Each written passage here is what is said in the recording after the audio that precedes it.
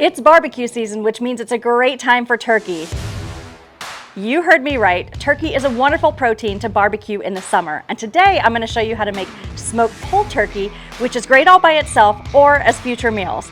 We're going to use a 3-step process to make sure we have perfect moisture.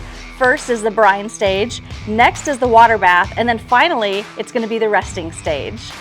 You're going to brine your bird for 45 minutes per pound, then you're going to rinse it in the sink, clean your sink, and then pat it dry.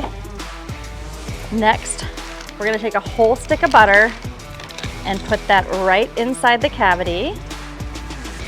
Then we're going to smear it all over with some yellow mustard. This is going to serve as the binder. I went ahead and tucked the wings. Don't worry about tying it or trussing it. I do have it sitting on an elevated V pan on top of a foil pan. Because of the grill I'm using, I had to adjust this foil pan just a little bit so that it would fit. Next, we're going to add the turkey rub. This is a combination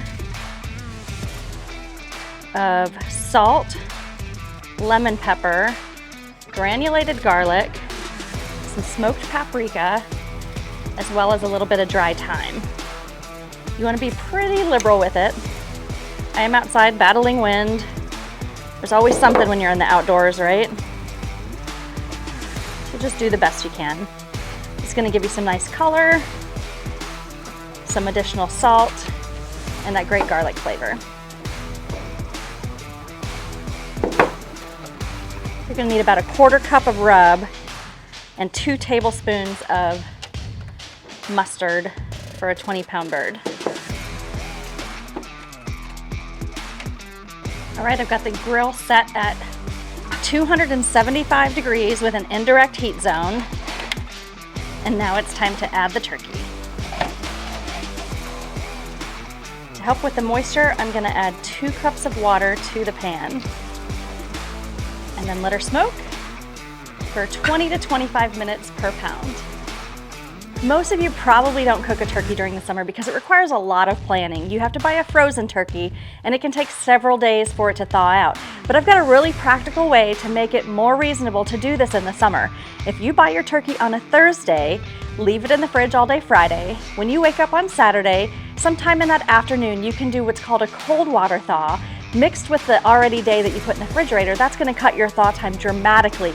Then Saturday night, throw it in the brine, and then Sunday morning, you wake up, you rinse it off, and you throw it on the smoker. So it's something that you can really do quite easily if you just plan for it on Thursday, cook it on Sunday. I'm cooking a 20-pound bird because I want a lot of leftovers so that I can do some meal planning. I'm going to make a lot of dishes like pulled turkey sandwiches, pulled turkey tacos, and even a chopped turkey salad, meals that I can plan throughout the week. All right, let's talk about the brining process. I have a brine recipe at girlscangrill.com. Make sure you're using kosher salt and not table salt. Sugar, that's going to help with the browning. And then my turkey rub, that recipe's on my website as well. Once you boil it all down and get the sugars and the salts to dissolve, then take ice and put that in the pot. That way you're going to bring it to a cool temperature. It needs to be room temperature before you put your turkey in it, but you don't have to wait for it to completely cool off. Instead of putting in water, you're putting in ice, and that gives you 2 gallons worth of brine. Since I did a 20-pound bird, I did 2.5 batches of the brine, which equaled 5 gallons.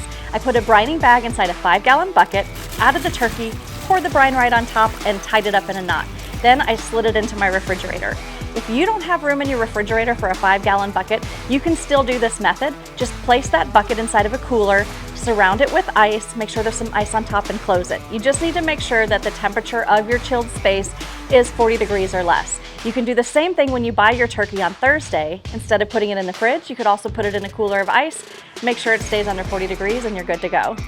After you brine your turkey, you do want to rinse it off in the sink. This is the only time I do recommend rinsing off poultry. You want to get rid of all that extra salt. We are going to apply more salt when we add the rub. My Girls Can Grill turkey rub includes 2 tablespoons of kosher salt, 2 tablespoons of lemon pepper, 2 tablespoons of granulated garlic, a tablespoon of smoked paprika, and 2 teaspoons of dried thyme. We're smoking this turkey at 275 degrees over indirect heat. When it comes to wood, I like using pecan wood, and I always throw in a chunk of cherry wood because that helps with the mahogany color. When cooking at 275, a turkey is going to take about 20 to 25 minutes per pound. I like to put some water in the smoker to help with that moisture, and we're gonna baste it with butter every hour. Once we're done smoking the turkey, we're gonna put it in another brining bag and then put it in a cooler without any ice and let it rest for another hour. This is the same method that I do with lots of other proteins. It's really gonna help lock in all those juices so it'll be nice and moist when we start to pull it.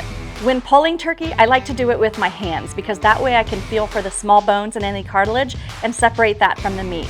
But the meat's gonna be really hot, so you wanna wear glove liners along with your latex gloves and then really get in there and separate the meat. If you have any leftover pulled turkey, which you probably will if you're cooking a 20-pound bird, you can save it in your refrigerator for a couple of days, or you can save it in the freezer and it'll last for a good 6 months. If you do save it in the freezer, I recommend portioning it out into smaller sizes so you can make smaller meals throughout the week. All right, the bird is done. It's finished smoking. The breast meat is about 160 degrees internal temp, and it's just a little bit warmer down near the thighs. We wanted to make sure those get nice and done. But I've got a final step here for you. When you get your rotisserie chicken at the grocery store, it always comes to you in either a plastic bag or a plastic container. That's helping to lock in all that moisture. So we're gonna do the same thing here. I've got another brining bag, and I'm gonna put the turkey in the brining bag in a cooler without any ice and let it rest for an hour. This is going to soften up the skin, but I'm not worried about that because we're doing smoked pulled turkey.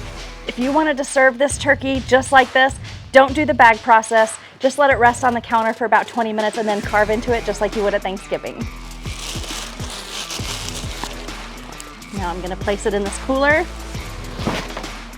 cover it with a towel, and let it rest for an hour. All right guys, here's the moment we've all been waiting for. Time to take this turkey out of the cooler. It's still super hot. It's been in the brine bag for an hour. Set this aside. Time to break in and start pulling the turkey. When you are pulling a turkey, the breast meat lies along right here. This is the white meat. This is always going to be a little bit less moist than the darker meat, which is going to be your legs and your thighs. So make sure when you pull it that you mix all of that together so you get a good variety of texture. If you see a few pieces that have just a little bit of pink on them, don't worry, it's not undercooked. It's just from the smoke itself. We made sure this was cooked all the way to a safe temperature by using that thermometer.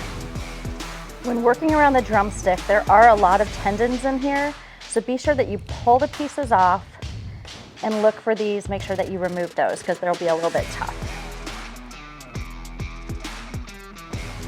This is one of the reasons that I like to use gloves instead of a fork, because I want to feel for all those pieces, all these little tendons that you'll find within the drumsticks. By feeling them, I can make sure that they don't end up in this batch. I'm only halfway done pulling this turkey, and I already have this much meat.